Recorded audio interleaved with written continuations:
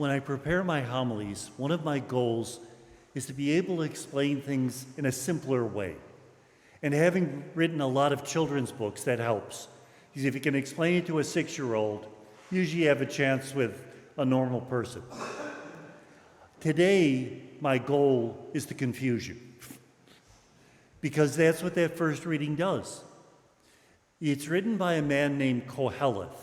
Now, we don't know if Koheleth is his real name, because Koheleth in Hebrew means preacher. So is it a nickname, the preacher, or a real name? We're not even sure. And he says, vanity of vanities, all is vanity. Why does he say that? Well, he's responding to what we've been hearing in the past few days.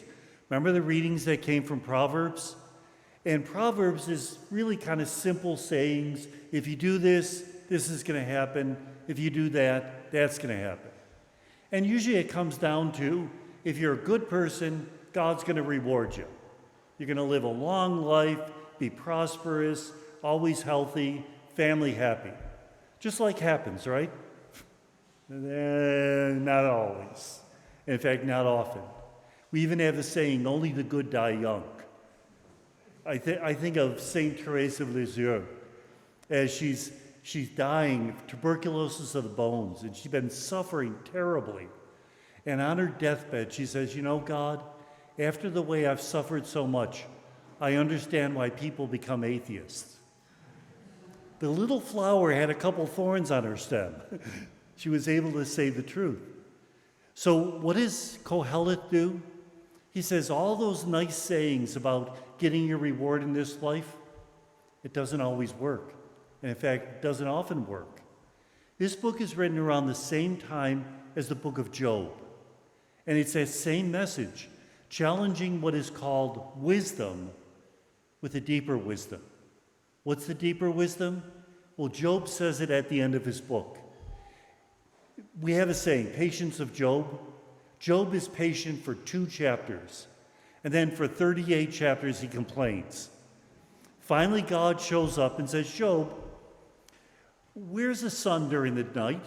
He says, I don't know. Where's the snow during the summer? Job says, I don't know. Job is not from Buffalo, New York. How long does it take the deer to bear its young? I don't know.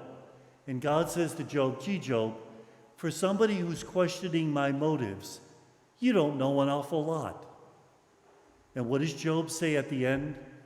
Now I understand that I don't understand. I have to trust.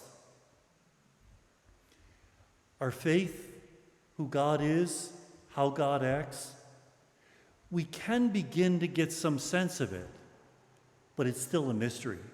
It's something way beyond what we can understand, and we have to surrender to that.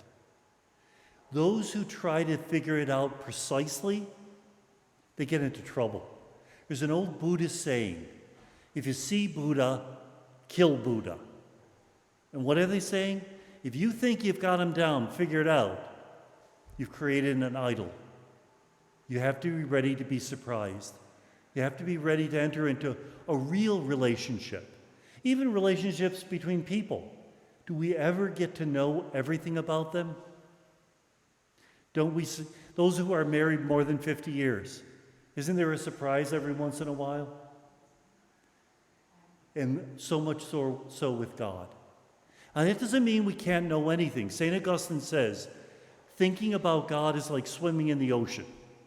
Can you swim around and know a little bit more water? Yeah. But are you ever going to know all the water? No. And so at a certain point, we live in the mystery.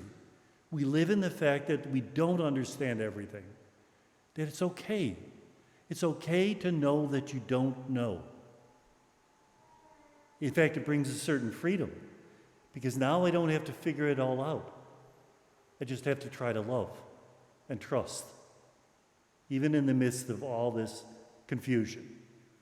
St. Thomas Aquinas, great theologian, wrote the Summa Theologica. This man was brilliant. They say he used to dictate chapters from the Summa to 4 different secretaries at the same time. He'd do chapter 17 to this one, chapter 34 to that one. chapter 65, chapter 70. And he'd never get mixed up between the four secretaries. At the end of his life, he said, "Oh, all that I've written, it's straw.